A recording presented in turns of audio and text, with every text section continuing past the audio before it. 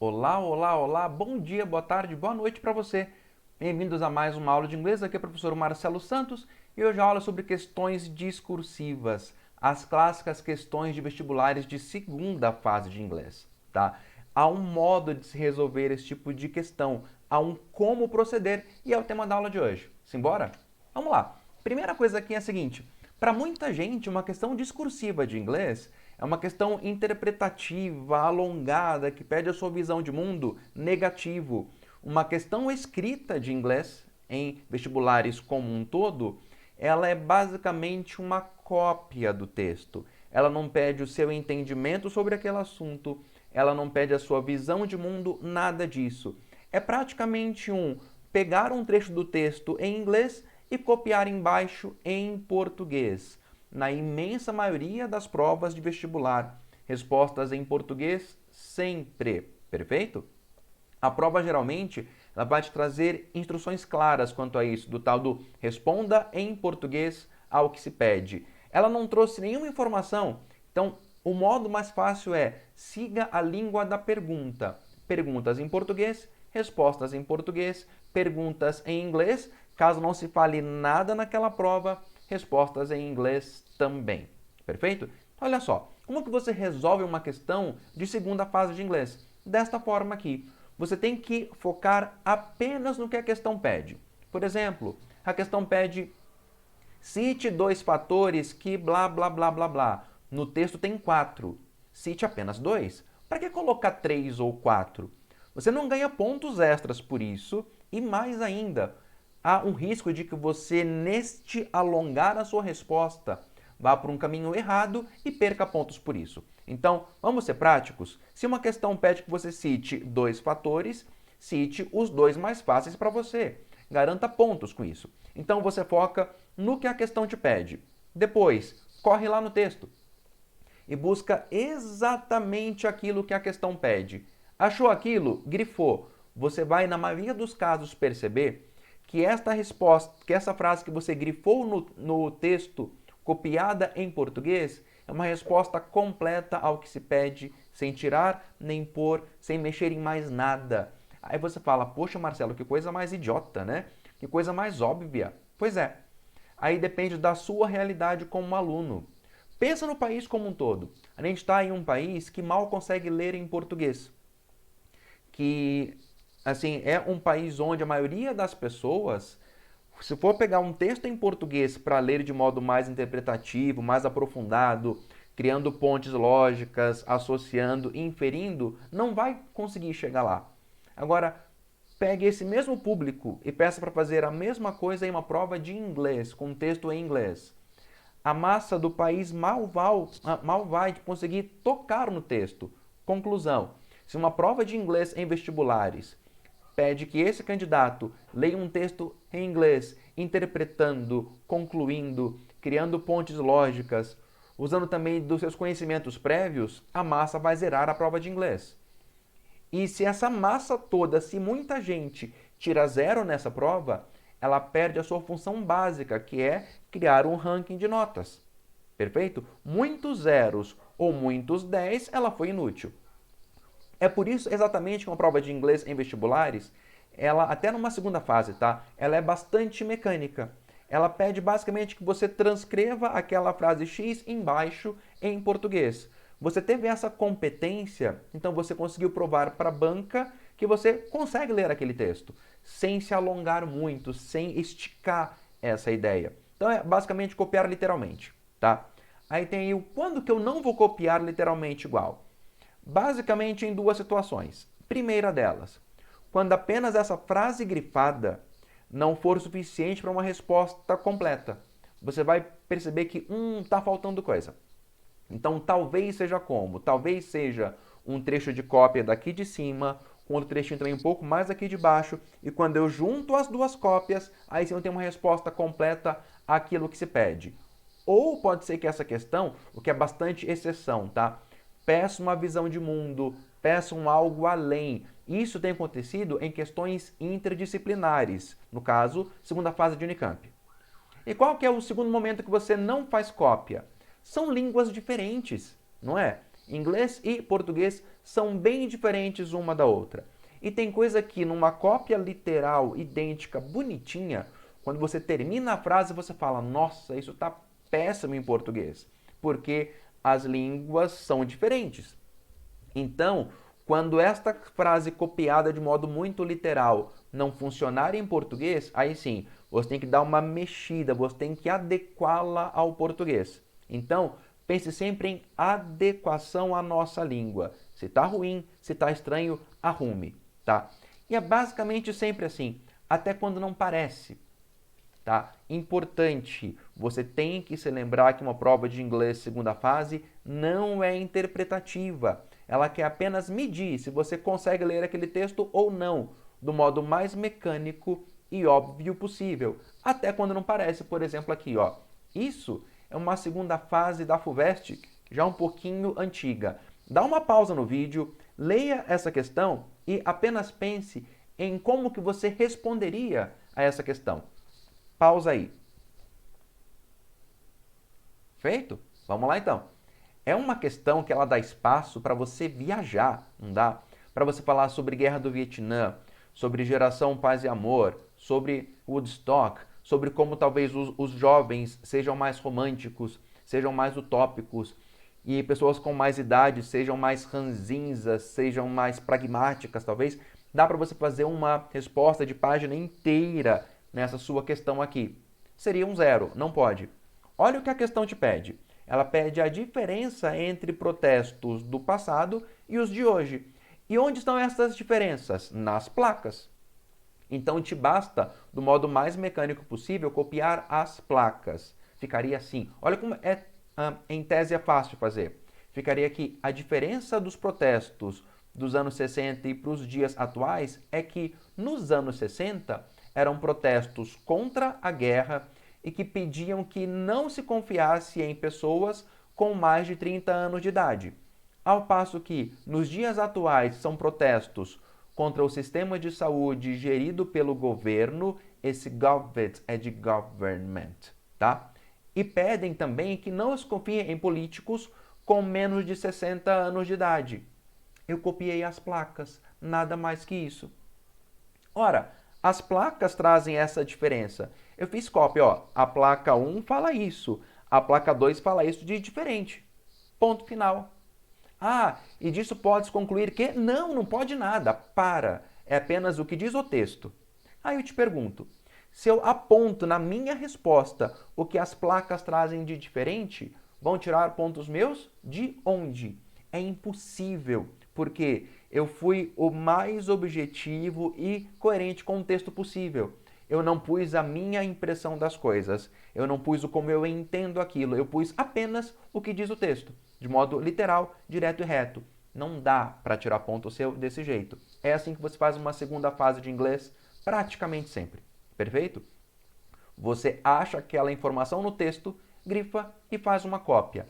Gente, é tão cópia, tão cópia, tão cópia, que eu vou te pedir o seguinte: chegue ao ponto de fazer cópia de um trecho da pergunta e aí sim, grifa o trecho do texto e faça cópia dele. Bem estilo respostinha de criança de sexto ano, tá? Cópia da perguntinha com cópia do textinho. Isso para quê? Para você se cercar de garantia de que você copiou exatamente o trecho correto do texto que complementa aquele trecho da pergunta. E ninguém vai conseguir tirar ponto seu nunca nessa vida. Perfeito? É isso. É mecânico, é simples, é direto, é fácil? Não. Não é fácil porque a gente está acostumado a ler interpretando, entendendo, criando pontes lógicas, inferindo, associando, indo além. Na prova de inglês, você tem que segurar isso. Você tem que fazer apenas o que diz o texto. Combinado? Então vamos nessa. Agora bora colocar isso em prática. Aqui agora são duas questões na tela da Unicamp 2010, segunda fase. Você vai notar que o texto é simples, que as perguntas são fáceis, só que também é fácil escorregar nisso, você não está entendendo. Vamos lá. Essa questão 1 é um pouco mais fácil. Ela teve como nota média 3.2. Quanto que ela valia? Ela valia 4 pontos. 2 pontos pelo item A, 2 pontos pelo item B. Então agora eu vou jogar a questão na tela. Eu vou te explicar alguns detalhes dela, porque talvez, se você estiver vendo essa aula pelo seu celular, você vai ter dificuldade em leitura do texto. Então eu vou te passar dados sobre esse texto. Quando eu te passar tudo, você pausa o vídeo, responde, respondeu. Aí sim você volta para cá para ver correção comentada, erros mais comuns e tudo mais. Perfeito? Então simbora. A questão está na tela de vocês. Primeiro, como eu te falei, é muito cópia, tá? Cópia em qual nível? Leia a sua letra A. De que documento se trata? A sua resposta ela tem que começar com trata-se de blá blá blá. Depois, a cor dos olhos dela seria blá blá blá. Como eu te falei, você começa com uma cópia da pergunta, tá? Na sua letra B, ela teria nascido em blá blá blá e a data expressa pela sequência numérica é a data de blá blá blá. Copie até os tempos verbais da pergunta. Quanto mais bem copiado for, menor a chance de erro.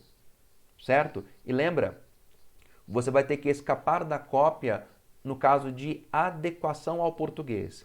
Fez a sua resposta, está achando que ficou um pouco estranha, um pouco feia? Arruma, faça virar um português melhor. Antes que você dê a pausa no vídeo, agora olha para essa imagem desse documento aí. Ali tem uma dificuldade na leitura de algumas coisinhas dele que são úteis para suas questões. Tá? Quando fala de date of birth, que é a data de nascimento, a data aí é 06-09-85. Anota aí. Data de nascimento 06-09-85. Quando fala dos olhos, está ali AIS BR, que não é Brasil, tá? E embaixo tem o tal do issued, lá embaixo já, tem o tal do issued, que é a tal da data do 09-30-08. Perfeito? Então agora você vai ler essa imagem com mais calma, responder a sua pergunta, dá pausa para isso, estando pronto, volta para cá e fala comigo. É importante, faça por escrito. Parece besta, parece fácil, mas é muito fácil errar. E se você não faz por escrito, você não vai perceber que errou. Vai achar, eu pensei mais ou menos isso.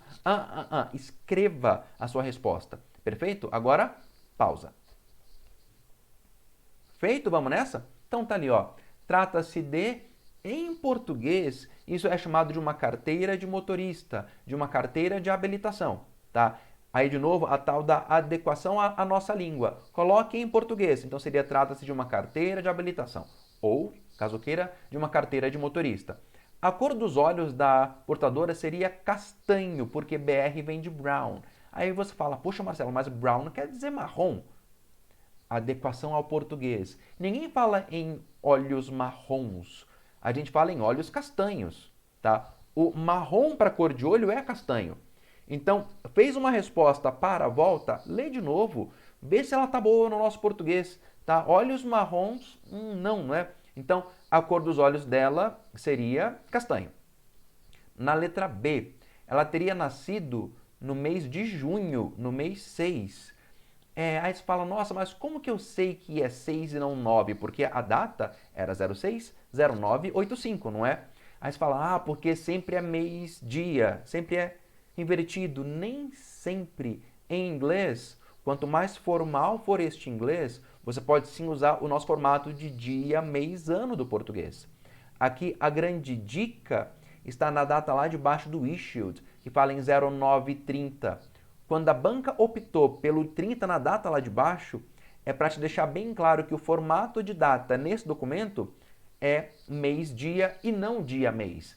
Nada aqui está feito à toa, tá? A questão parece idiota, parece simples, ela é toda muito bem pensada pela banca examinadora, sempre. Então, pelo 9,30 de baixo, eu sei que em cima o mês é 6. Então, ela teria nascido no mês de junho e a data refere-se à data de expedição, a data de emissão do documento. Agora, aqui, cuidado com o português. Data de impressão é falso, foi feito em casa? Data de retirada não é. É a data em que o órgão público emitiu o documento. Nem sempre é a data em que ela foi lá buscar. São coisas diferentes. A data em que o documento foi feito. Tá informal demais, não tá? Então tem hora que numa pergunta de inglês te falta o vocabulário em português e não no inglês. Então é a data de emissão, é a data de expedição do documento, certo? Agora bora seguir.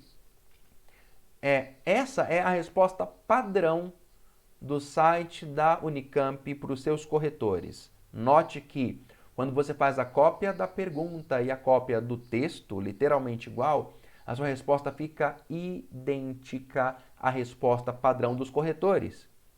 Aí pergunto de novo, vão tirar ponto seu como? É impossível tirar pontos seus agora.